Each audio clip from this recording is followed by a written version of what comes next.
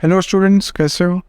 आज heart diseases करने वाले हैं और जो कंफ्यूजन होता है हार्ट अटैक, हार्ट फेलियर और कार्डियक अरेस्ट में, उसे भी देख लेंगे। ये जनरली सेम टाइप के लगते हैं सबको, और जो बायोलॉजी से जिनका नाता होता नहीं है उन्हें तो कार्डियक अरेस्ट और हार्ट फेलियर सब हार्ट अटैक की तरह ही लगता है, सब एक ही है उनके लिए। खैर, हम बायोलॉजी पढ़ते हैं तो हमें सीखना पड़ेगा कौन सा क्या होता है ना। देखते आगे। हार्ट अटैक का देख लो, इसे मायोकार्डियल इंफारेक्शन भी बोलते हैं, और इसमें हार्ट मसल जो है डैमेज हो जाता है। क्यों?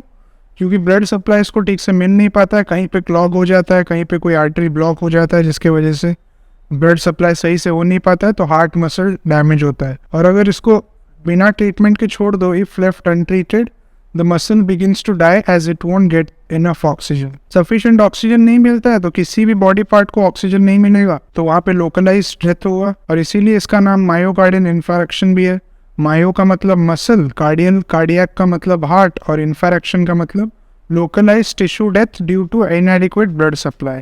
ठीक है, तो ये वही नाम से ही काफी सेल्फ एक्सप्लेनेटरी है, जिसको मीनिंग पता होगा उसके लिए कुछ है ही नहीं है। फिर कार्डियक अरेस्ट देखते हैं। देखो, अरेस्ट कैसे याद रखोगे? अरेस्ट में क्या होता है, पुलिस किसी को अरेस्ट कर लेती है तो उससे पहले वो भागता रहता है, पुलिस को चेस करना पड़ता है। अरेस्ट करने के बाद वो रुक जाता है, तो इसमें भी वही हार्ट रुक जाता है। अरेस्ट होता है तो हार्ट स्टॉप्स बीटिंग, और इसमें ब्रीदिंग भी बंद हो जाता है, तो ब्रीदिंग स्टॉप्स, वो भी एक पॉइंट लिख लिया, ये एक्स्ट्रा, ये एनसीईआरटी में नहीं है, ब्रीदिंग वाला मैंने इंक्लूड कर दिया, देख लेना, छोटा सा ही है तो इंक्लूड कर दिया। फिर हार्ट फेलियर देखते हैं। देखो, हार्ट फेलियर में फेल वर्ड है, और इसमें भी इसके डेफिनेशन में भी फेल वर्ड है। इसमें क्या होता है, heart fails to pump blood effectively, तो ब्लड सही से पंप नहीं हो पाता है, और इसे कंजेस्टिव हार्ट फेलियर भी बोलते हैं, क्योंकि लंग्स का कंजेशन इसमें एक सिम्टम की तरह दिखता है। देख लो, also known as congestive heart failure, as congestion of lungs is one of the main symptoms of this disease. देखो, हार्ट फेलियर में फेल कीवर्ड याद रखना है।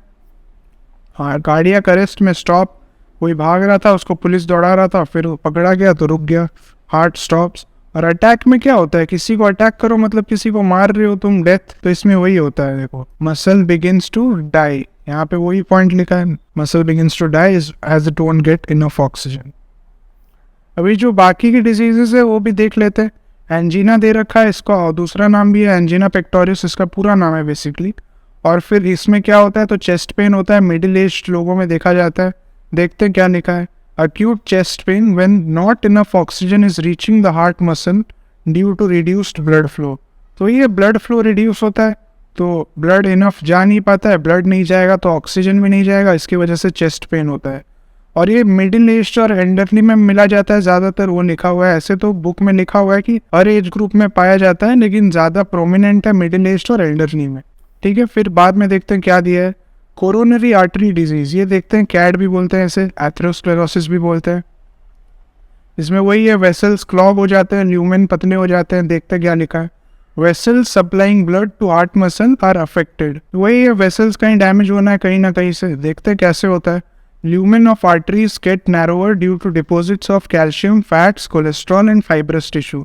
तो ये चार चीज दिए हैं, इसके डिपोजिशन होता है। आर्टरीज के जो लूमेन होते हैं वो पतले हो जाते हैं, हो जाएंगे पतले तो फिर सही से ब्लड फ्लो नहीं हो पाएगा। वही है, सब में एक ही टाइप की चीजें हो रहे हैं, अल्टीमेटली हार्ट को ही नुकसान पहुंचाते हैं सब कुछ। हाई ब्लड प्रेशर देख लेते हैं, इसको हाइपरटेंशन भी बोलते हैं। देखो, नॉर्मल ब्लड प्रेशर जो होता है 120/80 mmHg systolic by diastolic, pumping by resting भी बोलता है। तो 120/80 mmHg से अगर हायर मिलता है रेगुलर चेकअप्स में तो उसको हाइपरटेंशन बोलेंगे। If results of repeated blood pressure checks are higher than 140/90, then it shows hypertension। इसमें कुछ वाइटल ऑर्गन्स अफेक्ट होते हैं। देखो, हार्ट तो अफेक्ट होगा ही, और साथ ही में ब्रेन और किडनी भी अफेक्ट होता है। तो ये तीनों याद रख लेना, ब्रेन और किडनी अलग से दे रखा है बुक में, हार्ट भी याद रखना क्योंकि हार्ट का ही डिजीज है जो भी है। तो ये वाइटल ऑर्गन्स पूछ लेता है, कौन से वाइटल ऑर्गन्स होते हैं, तो ब्रेन और किडनी।